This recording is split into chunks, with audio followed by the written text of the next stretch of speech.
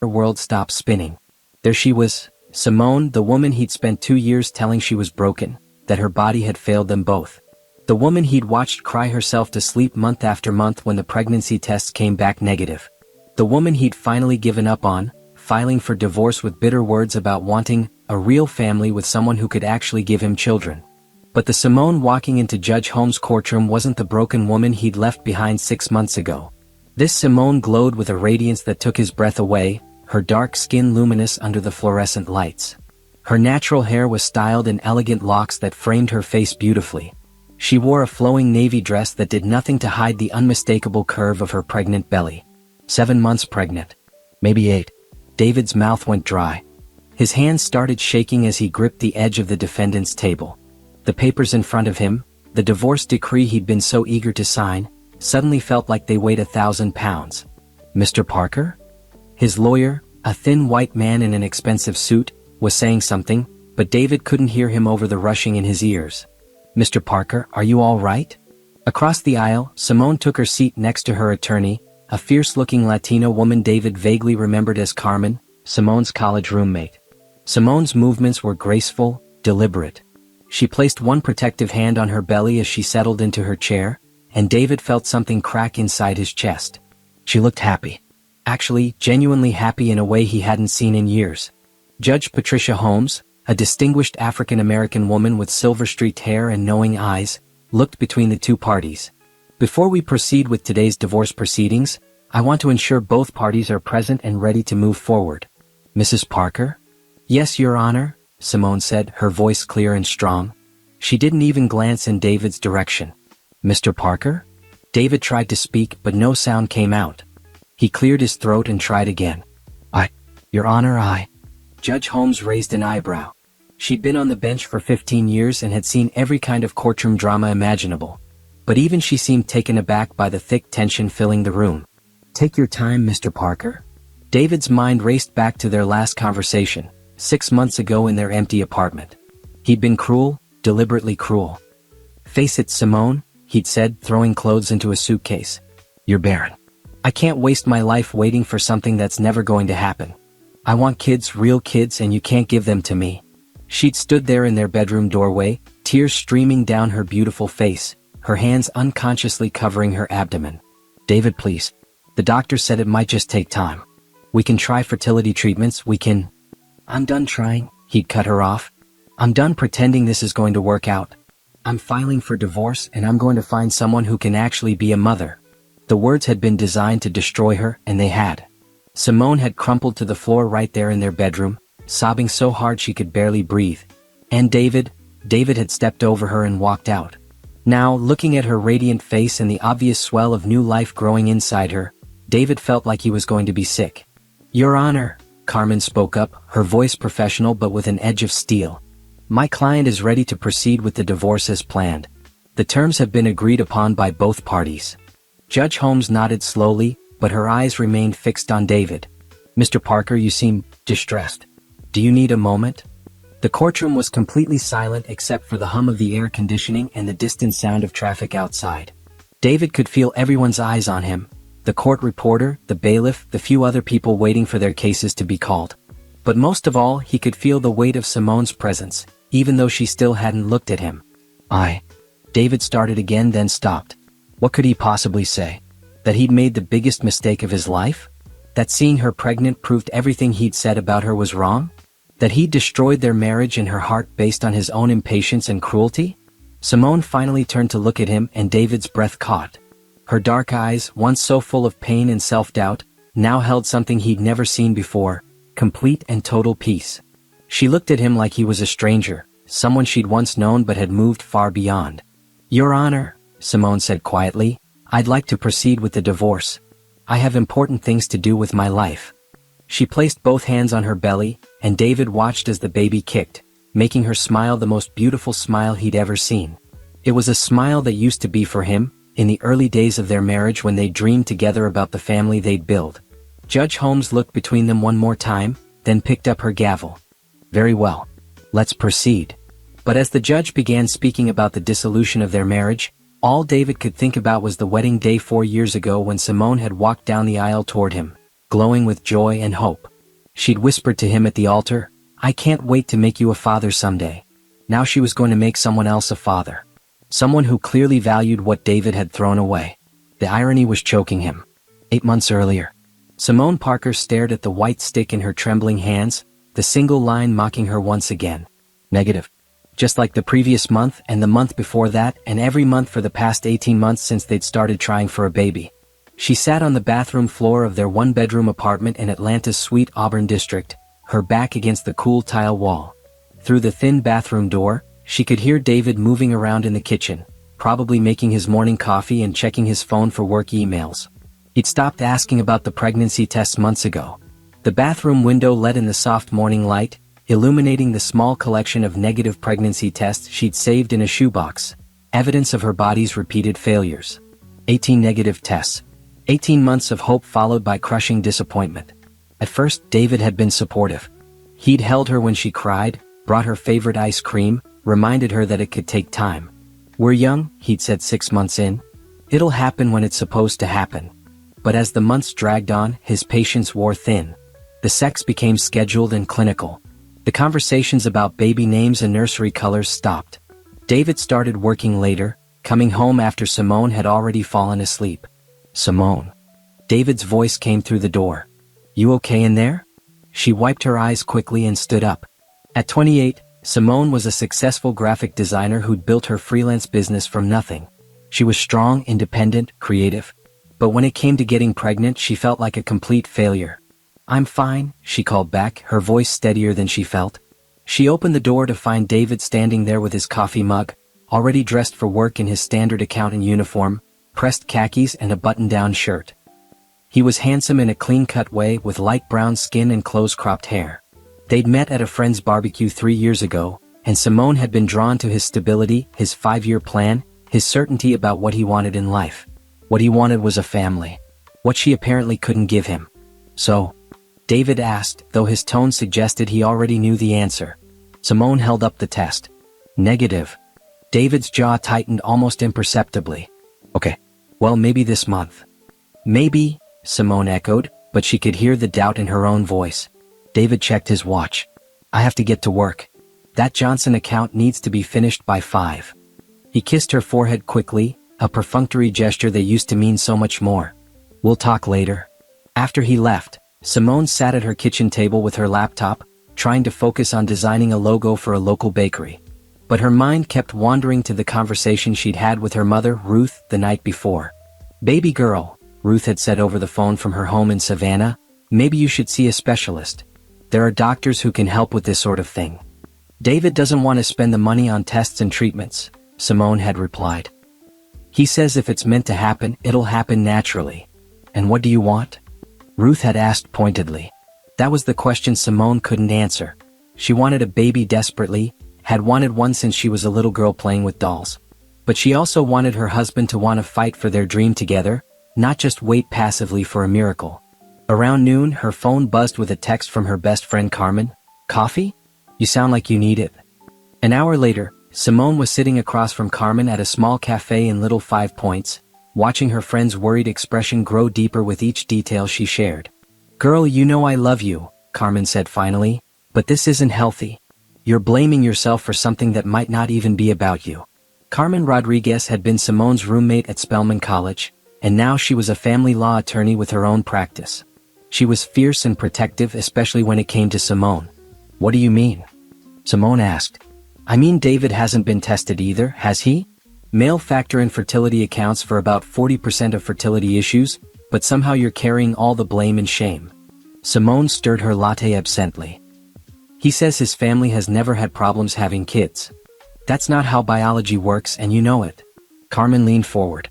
"When was the last time David made you feel beautiful? When was the last time he talked about your future together in a positive way?" The questions hit too close to home. Simone couldn't remember the last time David had complimented her, or suggested a date night, or even really looked at her when they talked. "He's just stressed," Simone said weakly.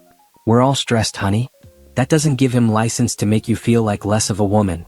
That evening, Simone tried to bring up the idea of seeing a fertility specialist, but David shut down the conversation immediately. "I told you, Simone, I'm not interested in turning this into some medical circus. If God wants us to have kids, we'll have kids. But what if there's something simple that could help us?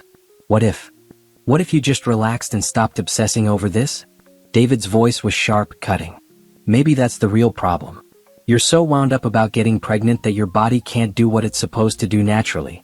The word stung like a physical slap. Simone felt tears spring to her eyes, but she blinked them back. That's not how it works, David. Stress doesn't cause infertility. Are you sure about that? Because you've been a nervous wreck for months, taking your temperature every morning, tracking ovulation like it's a military operation. Maybe if you just acted normal, things would happen normally. Simone stared at her husband across their small dining table. When had he become so cold? When had he started looking at her like she was a problem to be solved rather than the woman he'd promised to love and cherish? I want us to see a doctor, she said quietly but firmly. Both of us. Together. David's expression hardened. I'm not wasting money on tests that are going to tell us what we already know, that we just need to keep trying. And what if the tests tell us something different? What if they tell us there's hope? There's always hope, Simone. But I'm not going to let you turn our marriage into a medical procedure. That night, they went to bed in silence. David fell asleep quickly, but Simone lay awake staring at the ceiling, feeling more alone than she'd ever felt in her life. She thought about the early days of their relationship, when David used to trace patterns on her stomach and whisper about all the babies they'd have someday. I bet they'll have your eyes, he'd say, and your creative spirit. Now he barely touched her except when they were trying to conceive, and even then it felt mechanical, joyless. Simone pulled out her phone and did something she'd been resisting for months. She Googled fertility doctors in Atlanta and made a list of specialists who took their insurance. Tomorrow she decided she would make an appointment. With or without David. She was going to fight for her dreams, even if she had to fight alone. 6 months earlier, Dr. Angela Washington's office was warm and welcoming, with soft lighting and photographs of smiling families covering the walls. Evidence of her success as one of Atlanta's top fertility specialists. Simone sat in the comfortable chair across from the doctor's desk, trying to calm her racing heart. Thank you for coming in alone, Mrs. Parker, Dr. Washington said, her voice kind but professional. She was an elegant black woman in her 50s, with graying locks pulled back in a sophisticated bun. I know it can be difficult when partners aren't on the same page about testing. Simone had called and made the appointment 3 weeks ago, hoping David would change his mind and come with her. But when she'd mentioned it again, he'd exploded. I told you I don't want to do this medical stuff, Simone. Why can't you just trust that things will work out naturally? Because they haven't worked out naturally, she'd replied. It's been 20 months, David. 20 months of disappointment. I need to know if there's something wrong that we can fix. There's nothing wrong with me, he'd said, his voice cold and final. If you want to go poke and prod yourself, that's your business. But leave me out of it. Now, sitting across from Dr. Washington, Simone felt both relieved and heartbroken. Relieved to finally be taking action, heartbroken that she was taking it alone. Let's start with your history, Dr. Washington said gently. How long have you been trying to conceive? 20 months, Simone replied. We started trying right after our first wedding anniversary. And your cycles are regular? Yes, 28 days like clockwork. I track everything, temperature, ovulation, timing. I've done everything the internet says to do. Dr. Washington smiled. The internet can be both helpful and overwhelming. Let's focus on the medical facts. Have you had any pregnancies before? No, never. Any history of pelvic inflammatory disease, endometriosis, or other reproductive health issues? Not that I know of. I've always had normal pap smears and annual exams. Dr. Washington made notes in Simone's file. What about your partner? Any children from previous relationships? Any known issues? No children. And he refuses to be tested. Simone's voice caught slightly. He says if God wants us to have children, it will happen naturally. I understand. Unfortunately, that's not uncommon. Many men are reluctant to acknowledge that fertility issues affect both partners equally. Dr. Washington leaned forward slightly. But I want you to know that whatever we find, there are options. Modern reproductive medicine has come a long way. Over the next hour, Dr. Washington explained the various tests they would run. Blood work to check hormone levels, an ultrasound to examine Simone's reproductive organs, a procedure to check if her fallopian tubes were clear. It was thorough and scientific, everything David had dismissed as unnecessary. I want you to know, Dr. Washington said as they wrapped up, that based on what you've told me, There's no obvious reason why you shouldn't be able to conceive. Sometimes it really is just a matter of timing and patience. But if there is an underlying issue, we'll find it and address it. Simone felt the first spark of hope she'd experienced in months. So there's a chance everything is fine? There's definitely a chance. And even if we find something, most fertility issues are very treatable these days. Walking out of the clinic, Simone felt lighter than she had in ages. She had a plan, a path forward. For the first time in months, she felt like she wasn't just waiting helplessly for her body to do something it seemed incapable of doing.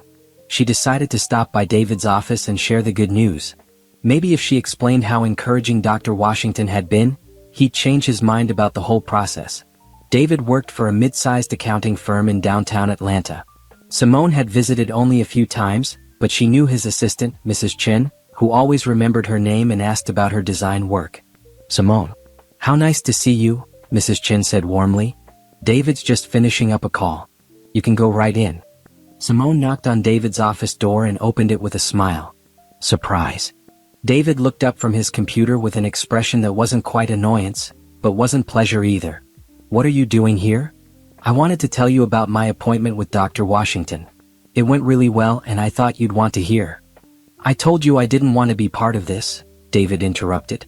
"I don't want to hear about tests and procedures and all that stuff." Simone's smile faded. She'd expected some resistance, but not this cold dismissal. "David, she thinks there's a good chance everything is fine.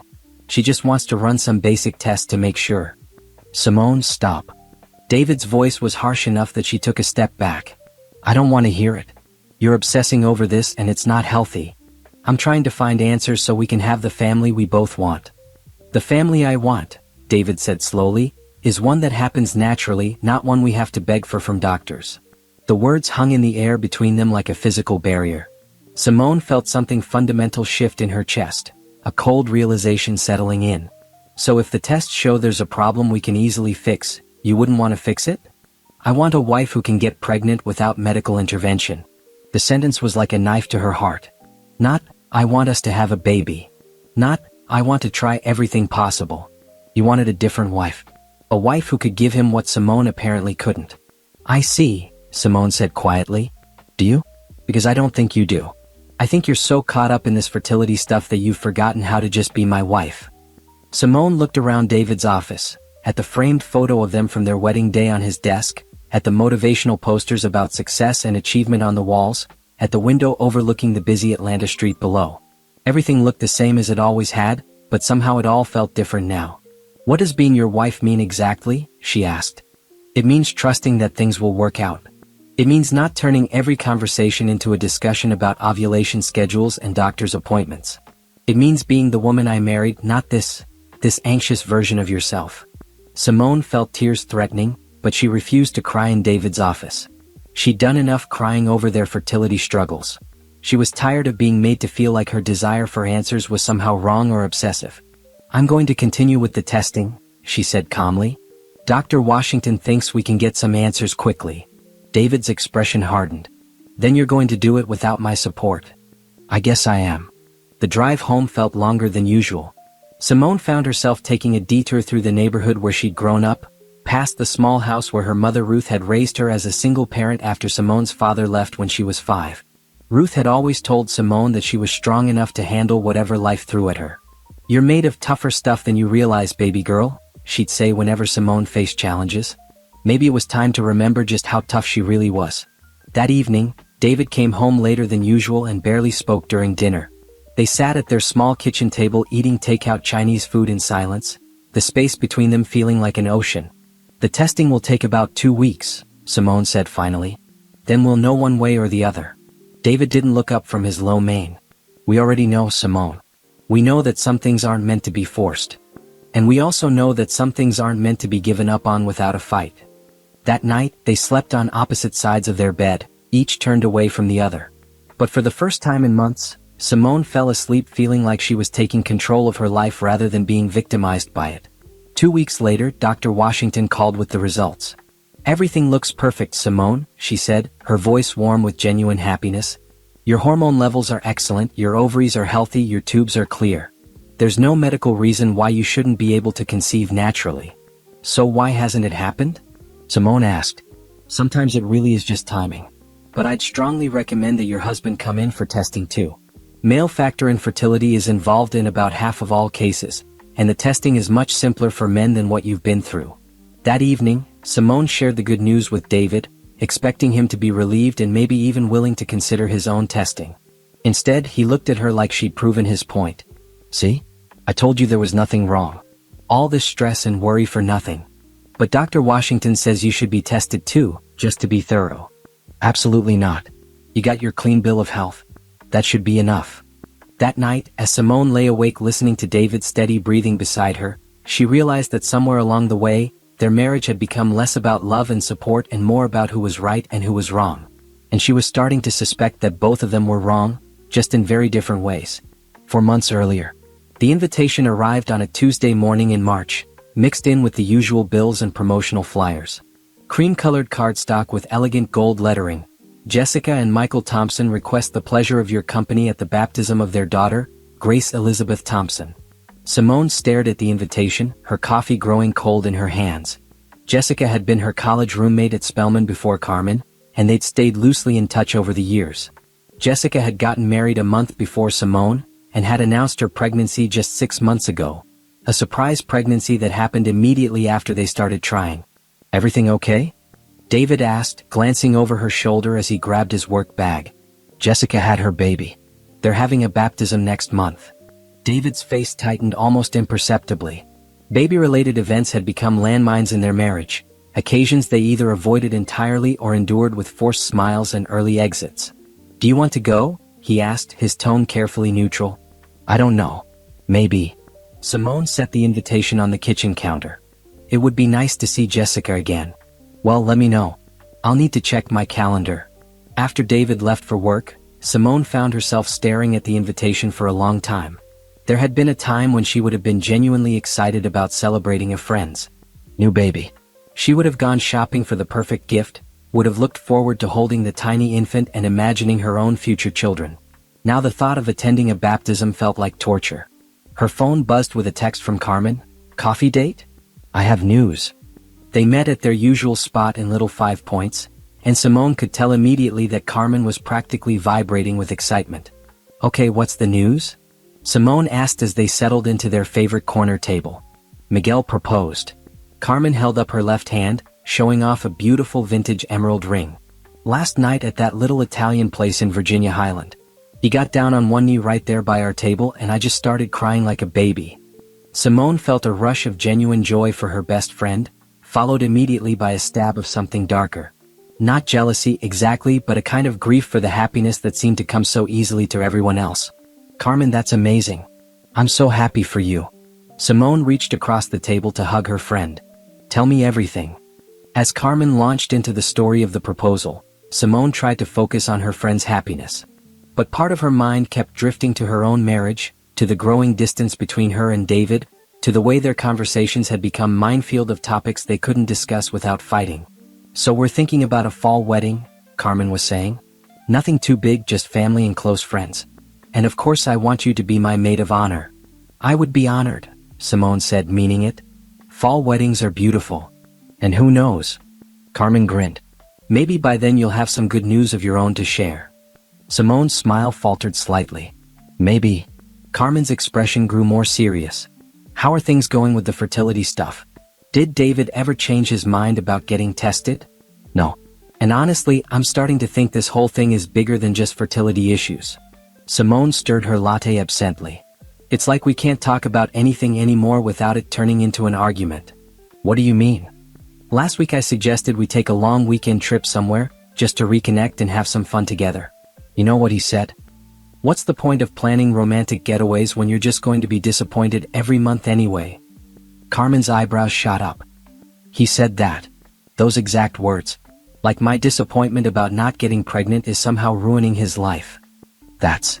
Carmen paused, choosing her words carefully. That's not how a loving partner responds to someone who's struggling.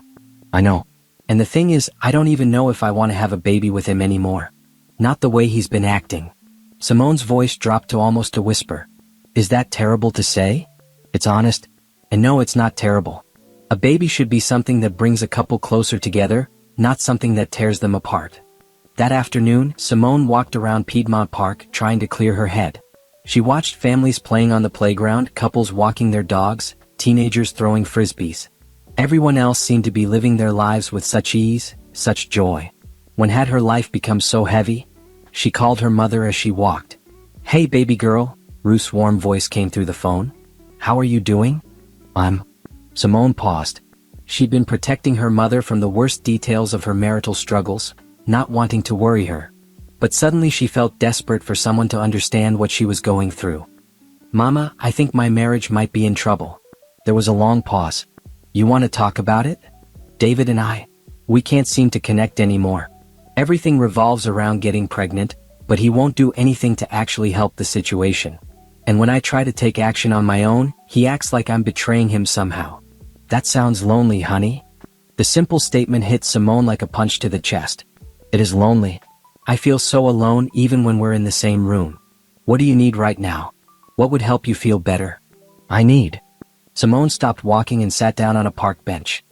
"I need to feel like my husband is on my side. Like we're a team. But instead it feels like we're opponents in some game I didn't know we were playing." "Have you tried counseling?" "I mentioned it once. David said therapists just try to find problems where there aren't any." Ruth was quiet for a moment. "Simone, I need to ask you something, and I want you to really think about the answer." "Okay." "If David never changed, if things stayed exactly like they are right now, could you be happy?" The question hung in the air. Simone watched a young couple pushing their toddler on the swings, laughing as the little girl squealed with delight. "No," she said quietly. "I don't think I could." "Then you have some decisions to make, baby girl." That evening, David came home in an unusually good mood. "Hey babe," he said, kissing her cheek. "Good day?" "It was fine. Carmen got engaged." "That's great. Miguel's a good guy." David loosened his tie and sat down next to her on the couch. "So I was thinking maybe we could try that new restaurant this weekend. The one with the good reviews." For a moment, Simone felt a flicker of hope. Maybe they could reconnect. Maybe this rough patch was temporary. "That sounds nice," she said. "And who knows?" David grinned and put his hand on her thigh. "Maybe a romantic dinner will help with other things." The hope flickered out immediately. Even his gestures of romance were tied to their fertility struggles, as if the only value she had was her potential to get pregnant. "David," she said carefully, "can I ask you something?" "Sure." "If we found out tomorrow that we could never have biological children, would you still want to be married to me?" David's expression shifted, becoming guarded. "Why would you ask something like that?" "Because I need to know. If the only reason you want to stay married is to have kids, then we have bigger problems than fertility." That's not a fair question, Simone." "Why isn't it fair?" "Because we're going to have kids. You're just borrowing trouble by thinking about worst-case scenarios. I'm trying to understand if you love me for me, or if you love me for what you think I can give you." David stood up abruptly. "I don't like these kinds of conversations. They're not productive." "They're not productive or they're not comfortable?" "Both. I'm going to take a shower." As David walked toward the bathroom, Simone felt something settle in her chest like a stone. She finally had her answer, even though he hadn't actually given her one. His silence spoke louder than any words could have. That night, she lay awake long after David had fallen asleep, staring at the ceiling and thinking about Carmen's engagement, about Jessica's baby baptism, about all the life events that other people seem to navigate with joy rather than anxiety. Maybe the problem wasn't that she couldn't get pregnant. Maybe the problem was that she was trying to get pregnant with the wrong person. The thought was terrifying and liberating at the same time. For the first time in months, Simone began to imagine what her life might look like if she stopped trying to fix her marriage and started trying to save herself instead.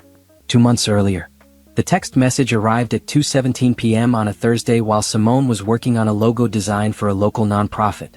The message was from her doctor's office. "Please call to discuss your recent lab results." Simone's heart stopped. She'd had routine blood work done the week before during her annual physical. Nothing related to fertility, just standard wellness checks. But any message from a doctor's office sent her into immediate anxiety mode. She called immediately, her hands shaking as she dialed. "Mrs. Parker? This is Dr. Martinez's office. The doctor wanted to discuss some irregularities in your recent blood work." "What kind of irregularities?" Simone managed to ask. "Nothing serious, but your thyroid levels are slightly elevated." Dr. Martinez would like to see you next week to discuss treatment options and how this might be affecting other aspects of your health. After hanging up, Simone immediately Googled thyroid problems and fertility. What she found made her heart race with a mixture of hope and frustration. Thyroid dysfunction was a common cause of fertility issues, one that was easily treatable with medication. This could be the answer they'd been looking for. This could be why it had taken so long to conceive. For the first time in months, Simone felt genuinely excited to talk to David about something medical. This wasn't another invasive test or expensive procedure. This was a simple problem with a simple solution. She spent the rest of the afternoon researching, reading success stories from women who'd gotten pregnant within months of starting thyroid medication. By the time David got home, she was practically vibrating with hope. "David, I have amazing news," she said, meeting him at the door. He looked tired, like he always did these days, and her enthusiasm seemed to make him even wearier. "What's up?" "Dr. Martinez called about my blood work. My thyroid levels are off and that can cause fertility problems. But it's totally treatable. I could be on medication and we could be pregnant within a few months." She expected excitement, relief, joy. Instead, David's face went completely blank. "Your thyroid," he said flatly. "Yes. Makes so much sense. I've been tired lately and my hair's been a little thinner, and apparently those are all symptoms. This could be why we've been having trouble." David set down his briefcase and loosened his tie. "So now it's your thyroid." The tone of his voice made Simone's excitement falter. "What do you mean?" "I mean, last month it was your stress levels. Before that, it was your diet. Before that, you thought maybe you weren't ovulating regularly. There's always something, Simone. But this is real. This is medical. The doctor says. The doctor says a lot of things. Doctors want to find problems to solve because that's how they make money." Simone stared at her husband. "Are you seriously suggesting that my doctor is lying about my blood work?" "I'm suggesting that you're so desperate to find a medical explanation for everything that you'll latch onto anything that gives you hope." The words hit her like a physical blow. "I'm desperate?" "Yes, you are. You're desperate and obsessive, and it's changing you into someone I barely recognize." Simone felt tears building behind her eyes, but she forced herself to stay calm. "David, this is a simple blood test showing that my thyroid isn't functioning properly. That's not desperation, that's medical fact. And what happens when you take the thyroid medication and still don't get pregnant? What's the next thing you'll blame? What's the next doctor you'll want to see? Why are you so determined to believe that nothing will help us?" "Because I've watched you torture yourself for 2 years chasing one solution after another, and nothing has worked. Nothing has worked because you won't let us actually try anything. You refuse to get tested, you won't consider fertility treatments, you won't even take my medical issues seriously." David's face flushed. "I won't enable your obsession anymore, Simone. I'm tired of our entire life revolving around your ovulation schedule and doctor's appointments and medical theories." "Our entire life?" "David, when was the last time we talked about anything else? When was the last time you asked about my work or my friends, or how I'm feeling about anything other than getting pregnant? When was the last time you cared about anything other than getting pregnant?" The question hung in the air like smoke.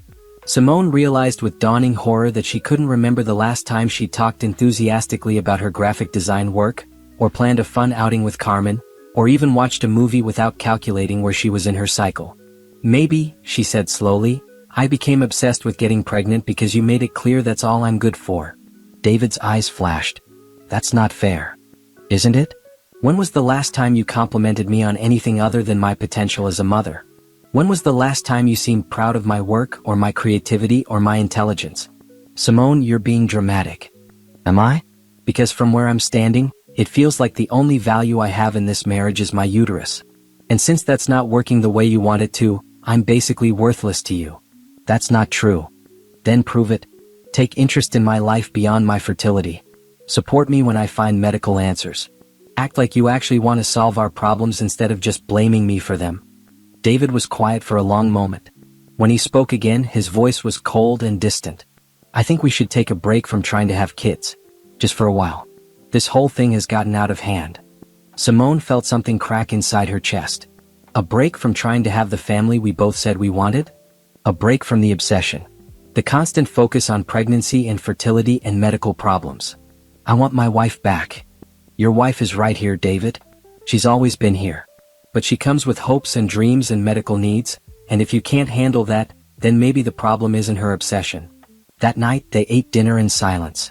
David watched TV while Simone researched thyroid medication and fertility success stories on her laptop.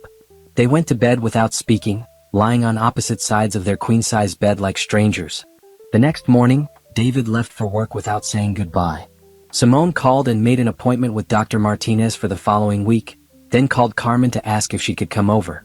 "You look terrible," Carmen said bluntly when she arrived with coffee and pastries. "What's going on?" Simone told her about the thyroid diagnosis and David's reaction. As she talked, she watched her friend's face grow increasingly angry. "He called you desperate and obsessive for following up on legitimate medical concerns?" Carmen's voice was tight with controlled fury. "He says I've changed into someone he doesn't recognize." "Good. You should change. You should grow and learn and fight for what you want. That's what healthy people do." Carmen sat down on the couch next to Simone. "Can I ask you something? And I want you to really think about the answer. Okay. If you got pregnant tomorrow, do you think that would fix your marriage?" Simone was quiet for a long time. "No," she said finally. "I don't think it would. I think it would just give us something else to disagree about." "And if you never get pregnant, do you think David will stay married to you?" That question was even harder to answer, because Simone was starting to suspect she already knew the truth. "No," she whispered. "I don't think he will." "Then what are you fighting for?" The question followed Simone for the rest of the weekend. What was she fighting for? A baby with a man who couldn't support her through medical challenges? A marriage with someone who saw her struggles as character flaws? A future with a partner who only valued her for one specific function? On Monday morning, she called Dr. Martinez's office and scheduled her appointment. Then she did something she'd never done before. She called David's office and left a message with his assistant. "Please tell him I'm starting thyroid treatment this week, and I'd appreciate his support. If he can't give me that, then we need to have a serious conversation about our marriage." David didn't call her back that day, or the next day, or the day after that. By Thursday, Simone had her answer. She called Carmen that evening. "I think I need to talk to a lawyer," she said.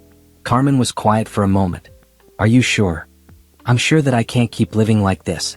I'm sure that I deserve a partner who supports me instead of tears me down. And I'm sure that David has already checked out of this marriage. He just hasn't admitted it yet. If you're certain, then you know I'll help you however I can." "I'm not certain about much these days," Simone said. "But I'm certain that I can't keep trying to save a marriage with someone who doesn't want to save it with me." That night, David came home late and went straight to bed without asking about her day or her doctor's appointment. As Simone listened to his even breathing next to her, she realized that she wasn't sad anymore. She was done. Present day 2 weeks before court. Simone stood in front of the bathroom mirror, her hand resting on the gentle curve of her belly. At almost 8 months pregnant, she looked radiant in a way she'd never experienced. During her marriage to David, her skin glowed, her hair was thick and healthy, and her eyes held a peace that had been missing for years. "Good morning, little one," she whispered to her reflection, smiling as the baby responded with a strong kick. "Today we're going to the lawyer's office to finalize some paperwork, and then we're going to have lunch with Grandma Ruth." The divorce proceedings had been surprisingly smooth, mainly because David had been eager to get them over with. He'd waived his right to any of her business assets, hadn't contested the division of their minimal shared property, and had agreed to pay temporary spousal support for 6 months while Simone rebuilt her life. What he didn't know, what nobody except Carmen, Ruth, and Isaiah knew, was that Simone didn't need his support anymore. Her graphic design business had exploded in the past few months, with several major Atlanta corporations hiring her for their branding needs. She'd moved into a beautiful one-bedroom apartment in Virginia Highland and had been blissfully happy living alone for the first time in years. Well, not exactly alone anymore. Her phone buzzed with a text from Isaiah. "How are my 2 favorite people doing this morning?" Simone smiled as she typed back, "We're perfect. See you for lunch? Wouldn't miss it. Love you both." Isaiah Thompson had entered her life 6 months ago in the most unexpected way. Simone had been at Piedmont Hospital for a routine ultrasound when she'd gotten dizzy and lightheaded in the waiting room. A tall, handsome man in scrubs had helped her to a chair, brought her water, and stayed with her until she felt better. "I'm Isaiah," he'd said, his voice gentle and concerned. "I'm a pediatric nurse here. Are you okay?" "I'm fine," she'd replied, embarrassed. "Just got a little woozy. I'm supposed to have an ultrasound in a few minutes." "First baby?" "Yes. And I'm doing this alone, which is new for me." Isaiah had smiled.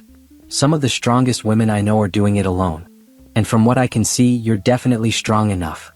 That casual encounter had led to coffee dates, then dinner dates, then long walks through the city where they talked about everything except her pending divorce and his previous relationship with a woman who'd wanted different things from life. Isaiah was everything David wasn't. He was patient, supportive, genuinely interested in her work and her dreams. When she told him about her thyroid treatment and how much better she'd been feeling, he'd asked thoughtful questions and celebrated her improved energy levels. When she'd shared her fears about single motherhood, he'd listened without trying to fix everything and had offered practical support without making her feel like a burden. "I've never been with a pregnant woman before," he'd admitted after they'd been seeing each other for 2 months. "But I've never been happier in my life. Even though it's not your baby? Especially because you're trusting me to be part of this journey," he'd said. "That means everything to me." Now, as Simone got dressed for her day, she marveled at how different her life looked compared to 6 months ago. She'd gone from feeling like a failure as a woman to feeling like the most powerful version of herself she'd ever been. The thyroid medication had worked exactly as Dr. Martinez had predicted. Within 3 months of starting treatment, Simone had felt more energetic, her hair had gotten thicker, and apparently her fertility had been restored. The pregnancy had been a complete surprise, a beautiful, perfect surprise that had happened just as she was finally learning to love herself again. Knock knock, Carmen's voice came through the apartment door. "Are you ready for Operation Finalize this divorce?" Simone opened the door to find her best friend holding 2 cups of coffee and a bag of pregnancy-safe pastries from their favorite bakery. "You know I can't have caffeine," Simone laughed. "Decaf, obviously. I'm not trying to harm my godchild." Carmen settled onto the couch and looked around Simone's apartment admiringly. "I still can't believe how perfect this place is." The apartment was everything Simone had dreamed of. High ceilings, exposed brick walls, huge windows that let in tons of natural light. She'd decorated it with her own artwork and had set up a perfect home office where her business was thriving. The nursery was nearly finished, decorated in soft yellows and greens with a beautiful crib that Isaiah had insisted on buying. "I keep waiting for the other shoe to drop," Simone admitted. "Like, how can I be this happy after everything that happened?" "Because you deserve to be happy. And because you did the hard work of choosing yourself over a marriage that was slowly killing your spirit. Sometimes I feel guilty about how easy it's been to move on." Carmen gave her a serious look. "Don't. You spent 2 years trying to save that marriage while David did nothing but tear you down. You earned this happiness." They spent the morning at Carmen's law office, reviewing the final divorce paperwork. Everything was in order for the court date in 2 weeks. David had signed everything without contest, probably eager to close this chapter of his life and move on to finding the fertile wife he'd always wanted. "Are you nervous about seeing him in court?" Carmen asked as they wrapped up. "Not nervous exactly. More like closure-seeking, I guess. I want him to see that I'm okay. Better than okay." "Well, you're definitely going to accomplish that goal." That afternoon, Simone met her mother and Isaiah for lunch at Mary Mac's Tea Room, a beloved Atlanta institution that served the kind of Southern comfort food Ruth had raised her on. "You look beautiful, baby girl," Ruth said, hugging her daughter carefully. "Pregnancy suits you." "Thank you, Mama. I feel beautiful." Isaiah stood up as they approached the table, kissing Simone gently and pulling out her chair. The gesture was so natural, so respectful, that Simone felt a rush of gratitude for how different her life was now. "How was the lawyer meeting?" Isaiah asked as they looked over their menus. "Good. Everything's ready for next week. It's really happening." Ruth reached across the table and took her daughter's hand. "How are you feeling about all of it?" "Honestly, I feel free. Like I'm finally becoming the person I was always supposed to be." "And what person is that?" Isaiah asked with a smile. "Someone who knows her worth. Someone who doesn't accept less than she deserves. Someone who can create a beautiful life for herself and her child, with or without a man." "With," Isaiah said firmly. "Definitely with." Simone laughed. "We'll see how you feel when you're dealing with 3 a.m. feedings and diaper blowouts." "I can't wait," he said, and the sincerity in his voice made Simone's heart skip.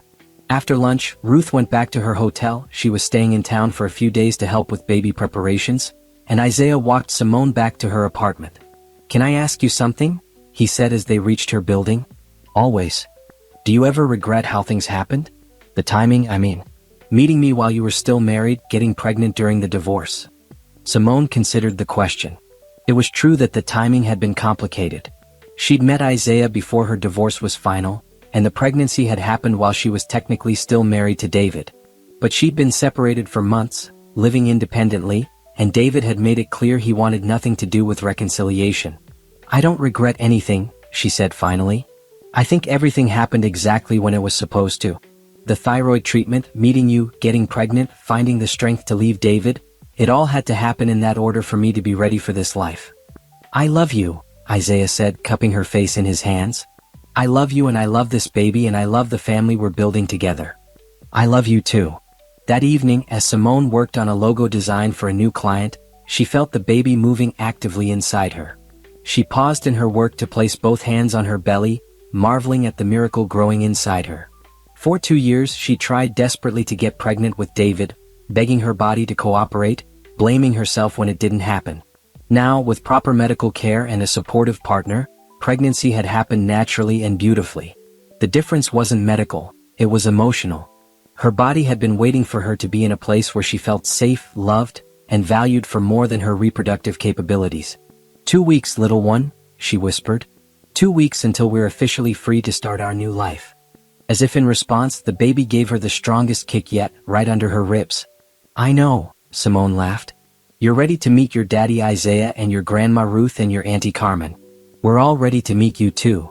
Outside her window, Atlanta sparkled in the evening light. Somewhere across the city, David was probably having dinner alone or maybe with whatever woman he'd moved on to. Either way, it didn't matter to Simone anymore. She had everything she'd ever wanted. A thriving business, a supportive partner, a healthy pregnancy, and most importantly, a deep sense of her own worth that nobody could ever take away from her again. The girl who had sat on her bathroom floor 2 years ago, crying over negative pregnancy tests while her husband grew increasingly cold and distant, felt like a different person entirely. That girl had been strong, but she hadn't known it yet. This woman, this mother-to-be, successful businesswoman, beloved partner, knew exactly how powerful she was. And in 2 weeks she was going to walk into that courtroom and show everyone just how far she'd come. The day after court, Simone woke up in Isaiah's arms, sunlight streaming through the bedroom windows of his townhouse in Grant Park. For a moment she lay still, processing the events of the previous day. The shock on David's face, the finalized divorce papers, the way Isaiah had held her hand as they walked out of the courthouse as a free woman. "Good morning, beautiful." Isaiah's voice was husky with sleep. "How did you sleep?" "Better than I have in years," she said honestly, turning in his arms to face him. "I think I'm still processing everything." "Want to talk about it?" This was what she loved most about Isaiah. His willingness to listen, to hold space for her feelings without trying to fix or dismiss them. So different from David, who had always seemed uncomfortable with emotional conversations. "I keep thinking about the look on his face," she admitted. "David's. He seems so broken." Isaiah stroked her hair gently. "Do you feel bad for him?" "I feel bad for the version of us that could have been. If he'd been willing to work with me instead of against me. If he'd seen our fertility struggles as something we could tackle together instead of something that was my fault." "But you don't regret leaving?" "God, no." Simone placed her hand on her belly, feeling the baby's morning movements. "Look what would have missed out on if I'd stayed." They made breakfast together in Isaiah's kitchen. He scrambled eggs while she cut up fresh fruit, moving around each other with the easy familiarity of two people who'd found their rhythm together. Isaiah had been staying at her apartment most nights, but they'd been talking about moving in together officially after the baby was born. "So," Isaiah said as they sat down to eat, "your mama wants to take us out to celebrate tonight. She made reservations at some fancy place in Buckhead. She's been planning this divorce celebration dinner for weeks," Simone laughed. "I think she's more excited about me being free than I am. She loves you. And she wants you to be happy. I'm happy. Happier than I ever thought possible." Simone's phone buzzed with a text from Carmen. "How are you feeling today, free woman?" She typed back, "Like I can breathe again." Carmen responded immediately, "Good. Because I have news. David's lawyer called mine this morning." Simone frowned. "About what?" "Everything was finalized yesterday. He wants to talk to you. Apparently David is struggling to process and wants closure." Simone showed the text to Isaiah, who raised his eyebrows. "What do you want to do?" "I don't know. Part of me is curious about what he could possibly want to say. But part of me thinks the best closure is no contact at all. What does your gut tell you?" Simone thought about it as she finished her breakfast. Her gut told her that David was probably panicking, realizing what he'd lost, and looking for some way to make himself feel better about his choices. But she also wondered if there was something he needed to say that might help both of them move forward cleanly. "I think I want to hear him out," she said finally. "But only if Carmen is there and only in a public place. And you're okay with it?"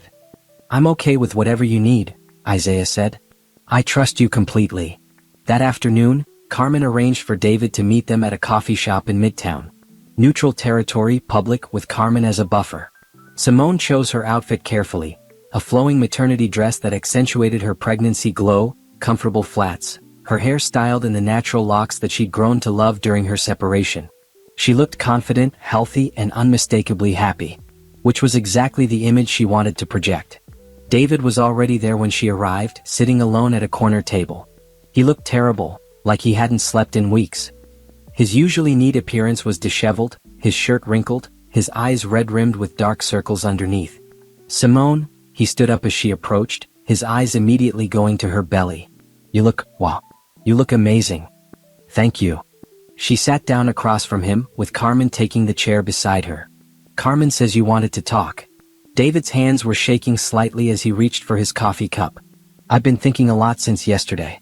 About everything. About us. Okay. I was wrong, Simone. About so many things. I was wrong to blame you for our fertility problems. I was wrong to refuse to get tested. I was wrong to make you feel like you weren't enough just as you are." Simone waited for him to continue, her expression neutral. "I saw you yesterday, pregnant and glowing and obviously happy, and I realized that the problem was never you. It was me. My impatience, my selfishness, my need to control everything instead of just supporting you." "David, please let me finish. I need to say this." David's voice cracked slightly.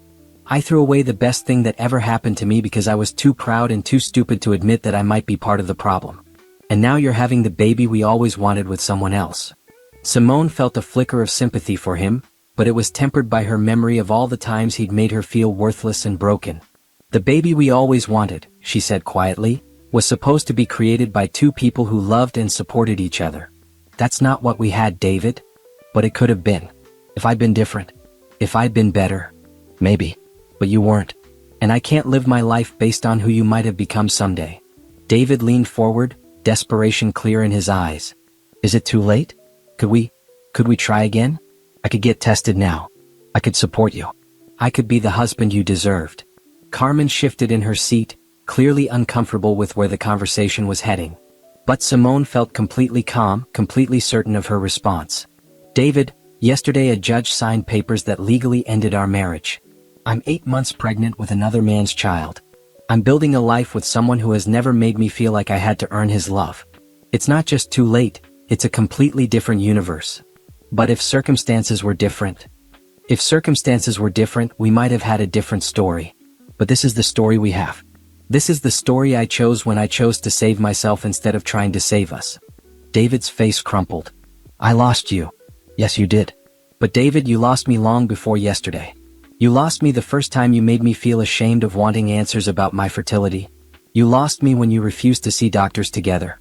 You lost me when you started treating me like a broken appliance instead of your wife." I know all of that now."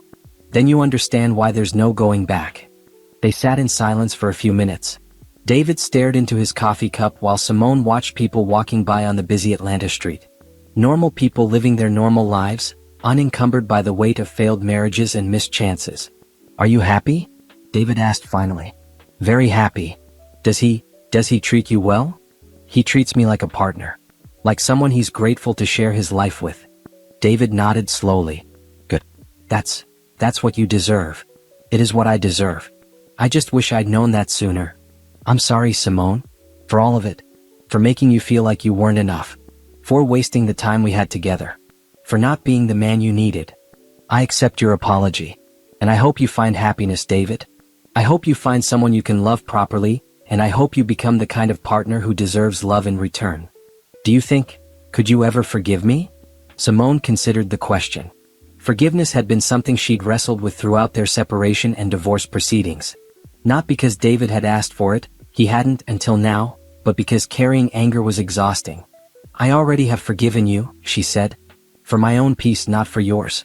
But forgiveness doesn't mean reconciliation. It just means I'm not going to let what happened between us poison my future." David's eyes filled with tears. I don't know how to live with what I've done. You live with it by learning from it. By being better in your next relationship. By getting therapy and figuring out why you were so afraid of vulnerability that you chose cruelty instead. I am seeing a therapist, he said quietly. Started last month. Good. That's really good, David. As they prepared to leave, David reached across the table as if to touch her hand, then stopped himself. Could I say something to the baby? Simone felt Carmen tense beside her, but after a moment she nodded. David looked down at her belly, his voice barely a whisper. I'm sorry I won't be your daddy, little one. But your mama is the strongest, most amazing woman in the world, and she's going to love you so much. And the man she chose to be your father is going to be better than I ever could have been. It was the most selfless thing Simone had ever heard David say. As they left the coffee shop, Carmen walked Simone to her car. How are you feeling? Sad for him. Grateful for me. Ready to move forward completely. No regrets about hearing him out? None. I think I needed to see that he finally understands what he lost. Not so I could gloat, but so I could close that chapter knowing he learned something. That evening at the fancy restaurant Ruth had chosen for their celebration dinner, Simone sat between her mother and Isaiah, feeling surrounded by love. Ruth raised her glass of wine, Simone had sparkling cider, for a toast. To my daughter, Ruth said, her voice thick with pride, who had the courage to choose herself when no one else would. To new beginnings, new love, and new life. To the strongest woman I know, Isaiah added, who taught me what real partnership looks like. To all of us, Simone said, placing her hand on her belly, and to the family we're creating together. Not the family I thought I wanted, but the family I was actually meant to have. As they clinked glasses, Simone felt the baby kick strongly as if in agreement. Outside the restaurant windows, Atlanta glittered in the night. Somewhere in the city, David was probably going home to an empty apartment, facing the consequences of his choices. Simone felt compassion for him, but no regret about her own path. Tomorrow she would wake up in Isaiah's arms, work on her thriving business, and continue preparing for the arrival of her daughter. They'd found out the gender the week before. She would live the life she'd built for herself, not in reaction to David's limitations, but in response to her own dreams and desires. The girl who had sat on a bathroom floor 2 years ago, staring at negative pregnancy tests and believing she was broken, was truly gone.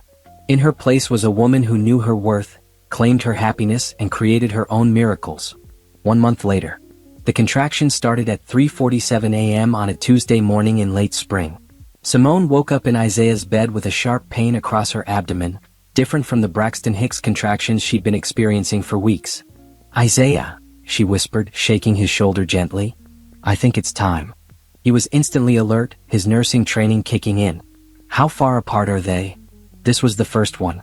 But it was, wow, definitely different. Over the next 2 hours, they timed contractions while Simone took a warm shower and Isaiah packed their hospital bag.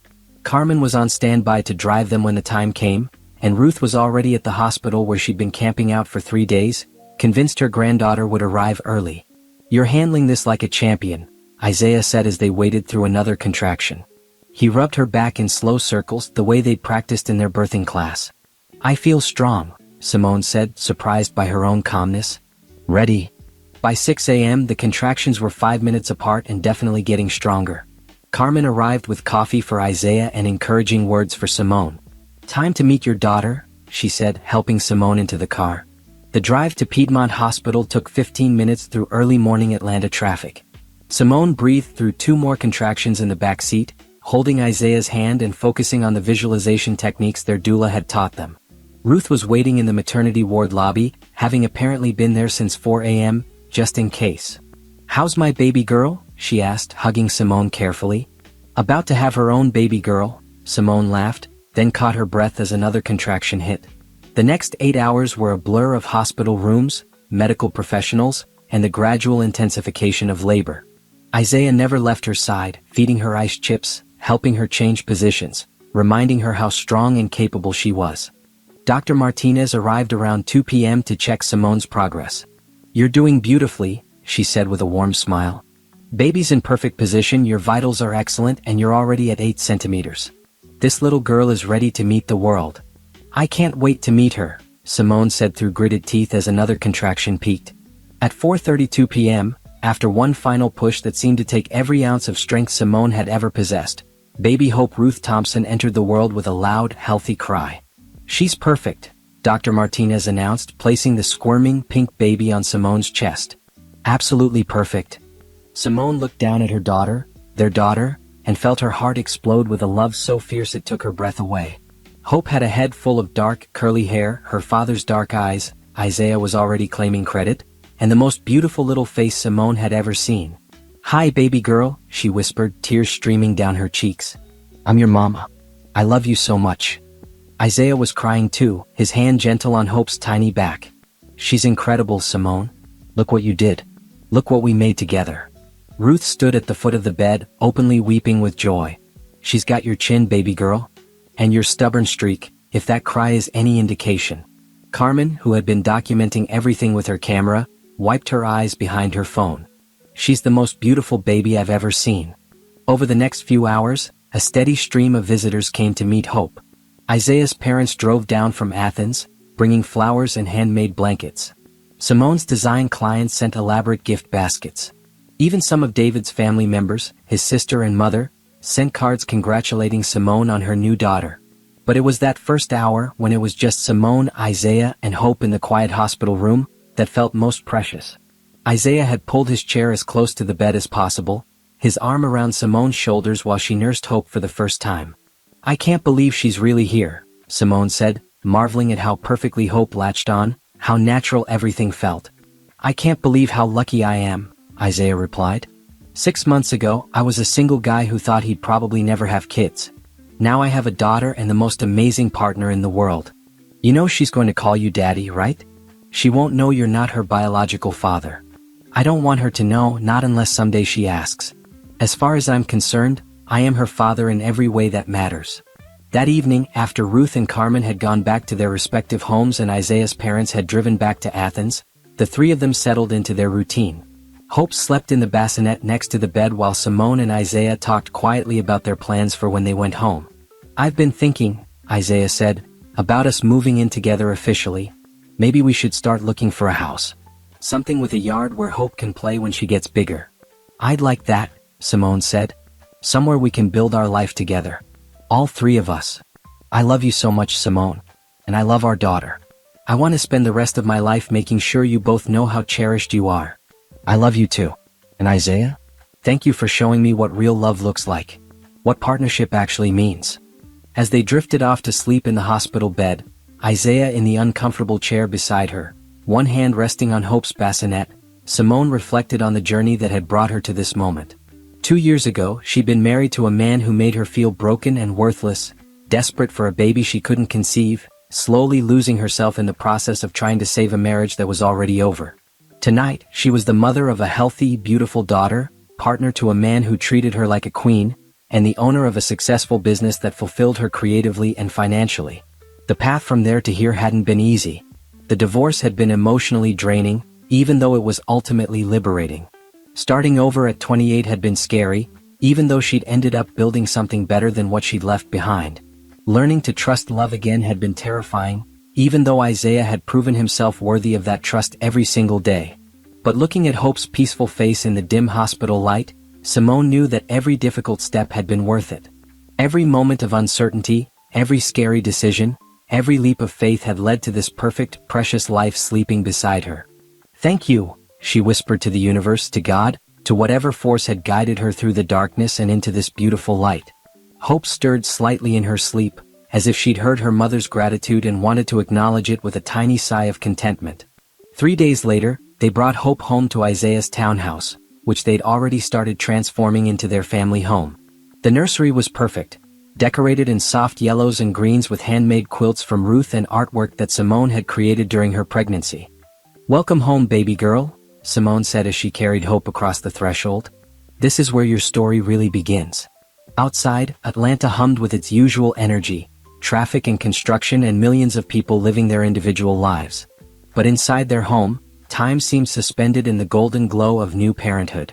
Simone settled into the rocking chair Isaiah had bought, positioning Hope for another feeding. Through the window, she could see the small garden Isaiah had been tending, full of flowers that would bloom throughout Hope's first year of life. Everything about this moment felt intentional, chosen, blessed. As Hope nursed, Simone thought about David, wondered briefly if he ever thought about the baby he'd never meet. She felt no anger toward him anymore, only a kind of distant sadness for what he'd missed by being too proud to grow. But her sadness was quickly replaced by overwhelming gratitude for what she'd gained by being brave enough to choose herself, her health, her happiness, and ultimately, this perfect love story that was just beginning. Hope finished eating and fell asleep against Simone's chest, her tiny hand curled around her mother's finger.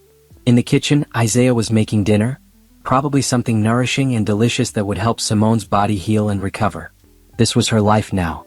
Not the life she'd planned, but the life she'd been brave enough to claim. And it was absolutely perfect. 6 months later. Hope's laughter filled the sunny backyard of the house they'd bought in Grant Park, a charming 1920s bungalow with hardwood floors and a big front porch. At 6 months old, she was sitting up on her own, grabbing at everything within reach, and had just discovered the joy of splashing in the small kiddie pool Isaiah had set up under the oak tree. "She's going to be walking before we know it," Ruth said from her lawn chair, where she was watching her granddaughter with obvious adoration. Ruth had moved to Atlanta permanently last month, buying a small condo 15 minutes away so she could be nearby without crowding the young family. "Don't rush it, Mama," Simone laughed. "I'm not ready for her to be mobile yet." Carmen emerged from the house carrying a tray of iced tea and the mail she'd brought in. "You got something interesting today," she said, handing Simone an envelope. The return address made Simone's heart skip. David Parker. She hadn't heard from him since their conversation at the coffee shop nearly 8 months ago. "What is it?" Isaiah asked, settling down beside her on the blanket where they were having their Saturday afternoon picnic. "A letter from David." Simone turned the envelope over in her hands, curious but not anxious.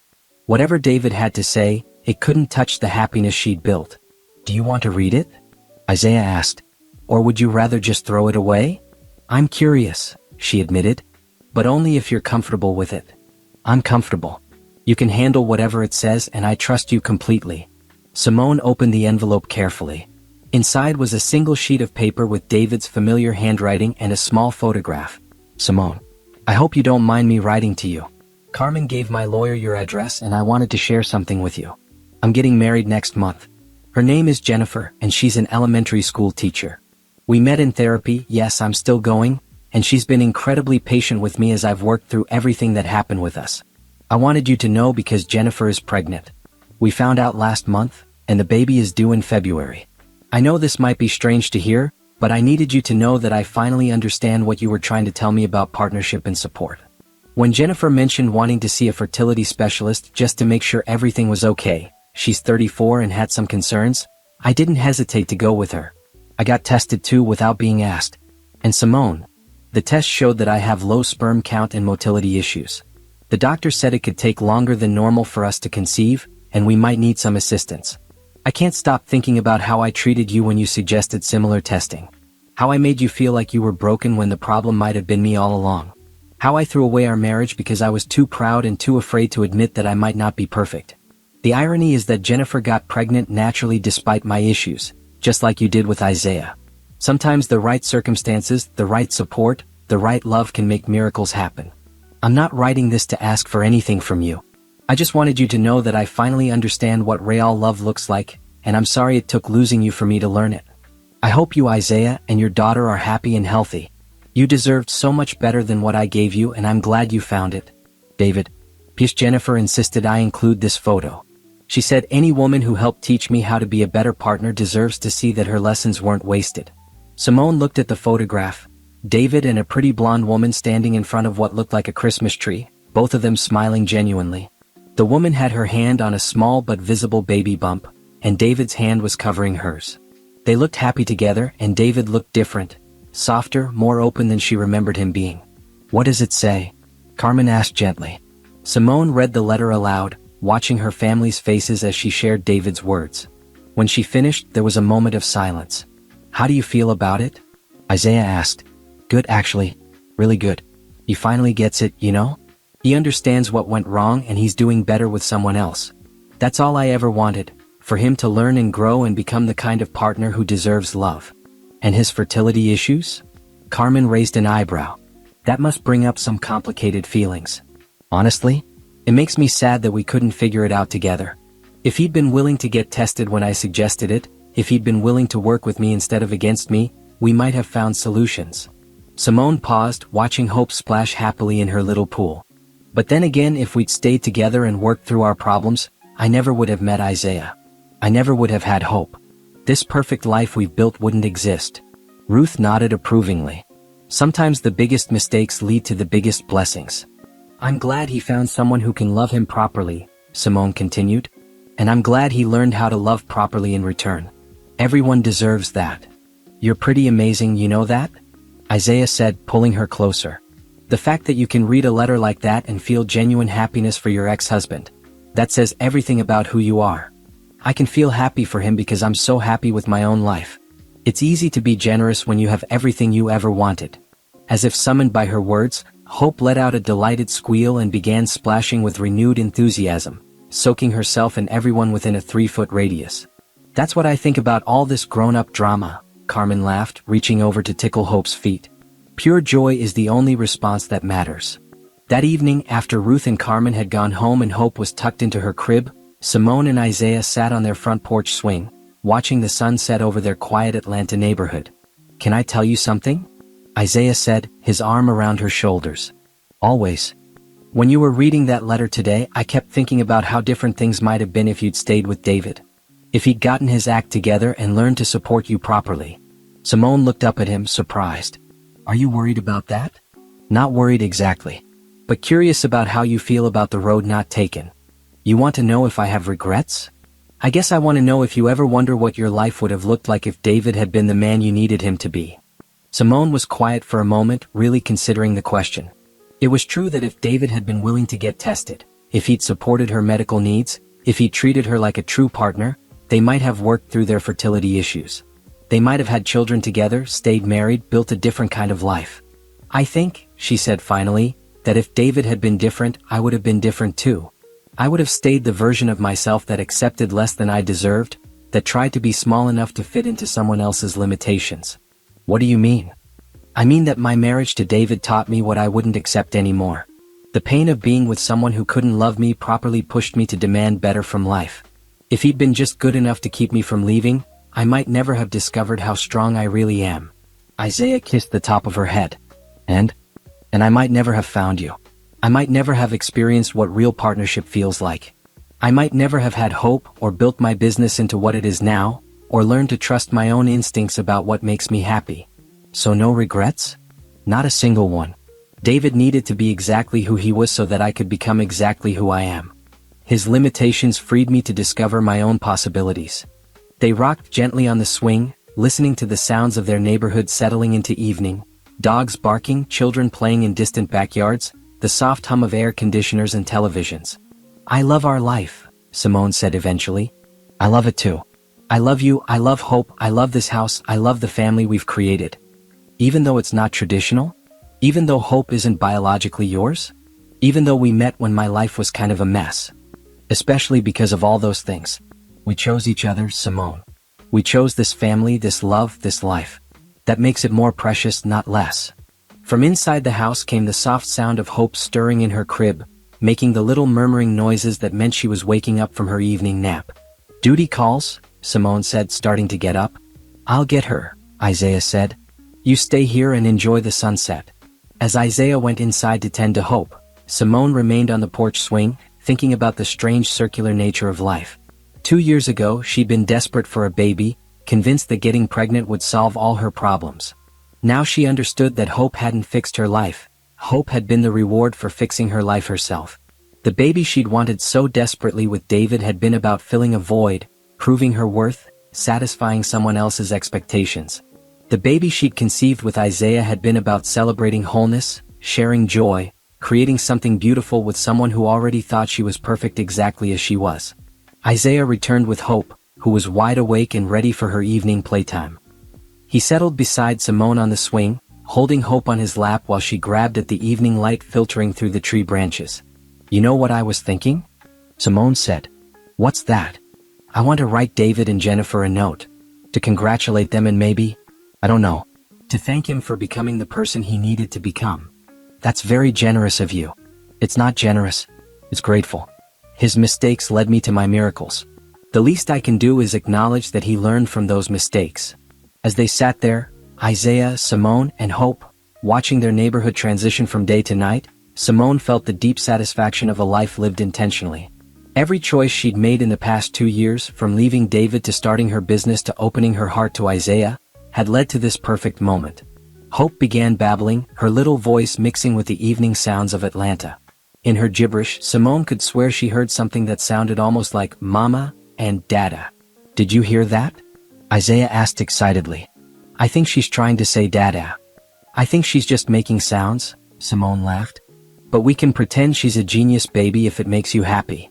"Everything about this makes me happy," Isaiah said, bouncing Hope gently on his knee. "Everything about this life we've built makes me happy." As the first stars appeared in the darkening sky above Atlanta, Simone felt a deep sense of completion. Not the kind of completion that meant she was finished growing or changing, but the kind that meant she was finally fully herself. The broken woman who had sat on her bathroom floor 2 years ago, staring at negative pregnancy tests and believing she wasn't enough, had transformed into someone who knew her own worth, created her own happiness, and built her own miracles. And this was just the beginning of the story. 1 year later, the morning light streamed through the windows of Simone's expanded home office, where she was putting the finishing touches on a major branding project for a national nonprofit organization. At 1 year old, Hope was toddling around the baby-proof space, babbling happily to herself as she played with her toys. "Mama, Mama," Hope called out, having perfected that particular word over the past month. She held up a colorful block, proud of her achievement. "That's beautiful, baby girl," Simone said, saving her work and scooping Hope into her lap. "Are you helping Mama work today?" Hope giggled and reached for the computer keyboard, fascinated by all the buttons. Simone had learned to save her work frequently during these collaborative sessions. The business had grown beyond Simone's wildest expectations. What had started as a way to support herself during the divorce had evolved into a thriving design firm with several regular clients and a waiting list for new projects. She'd even hired Carmen's younger sister Maria as a part-time assistant to help manage the administrative side of things. "Good morning, beautiful girls." Isaiah's voice came from the doorway. He was already dressed for work in his scrubs, holding 2 cups of coffee and looking as happy as ever. "Dada." Hope practically launched herself from Simone's lap toward Isaiah, who caught her expertly. "There's my girl," he laughed, spinning her around. "Are you being a good helper for Mama?" "The best helper," Simone said, accepting her coffee gratefully, though her keyboard skills need some work. Isaiah had been officially Hope's father in every way that mattered since the day she was born, and last month they'd made it legal. The adoption papers were finalized on Hope's first birthday, making their family official in the eyes of the law as well as in their hearts. "I have news," Isaiah said, settling Hope on his hip. "Dr. Williams approached me yesterday about applying for the nurse practitioner program at Emory. He thinks I'd be a great candidate, and the pediatric NP program is exactly what I've been thinking about." "Isaiah, that's amazing. Do you want to do it?" "I do. It would mean 2 years of school, mostly evenings and weekends. But it would also mean better hours and more opportunities to really make a difference in kids' lives." "Then you should absolutely do it. We can make it work." "Are you sure?" "It would mean less income while I'm in school, more childcare responsibilities for you." Simone stood up and wrapped her arms around both of them. "We're a team, remember? Your dreams are my dreams. If this is what you want, then we'll figure out how to make it happen." This was what real partnership looked like, Simone reflected. 2 people supporting each other's growth and dreams, making decisions together, sharing both responsibilities and rewards. The front door opened, followed by Ruth's familiar voice. "Where are my babies?" "In here, Mama," Simone called back. Ruth appeared in the office doorway, already reaching for Hope. At 18 months, Hope had definitely chosen her grandmother as her favorite person, much to everyone's amusement. "There's my sweet girl," Ruth cooed, taking Hope from Isaiah. "Grandma brought you something special." Ruth had embraced her role as grandmother with enthusiasm, spoiling Hope thoroughly and providing invaluable support to Simone and Isaiah as they navigated new parenthood while building their careers. "What's the special something today?" Simone asked. "A new book about a little girl who builds castles out of blocks. I thought Miss Hope might relate to that." As Ruth settled into the rocking chair with Hope and the new book, Simone's phone buzzed with a text from Carmen. "Check your email now."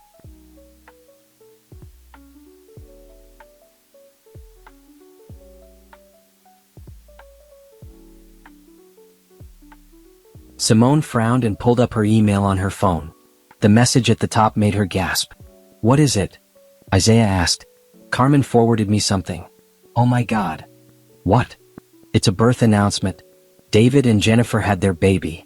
The email included a photo of a tiny baby boy with David's features and Jennifer's coloring. The announcement read, "Jackson David Parker, born February 15th, 7 pounds 3 ounces, 20 inches long. Our hearts are full." "How do you feel about that?" Isaiah asked gently. "Happy for them," Simone said, and she meant it. "Really genuinely happy.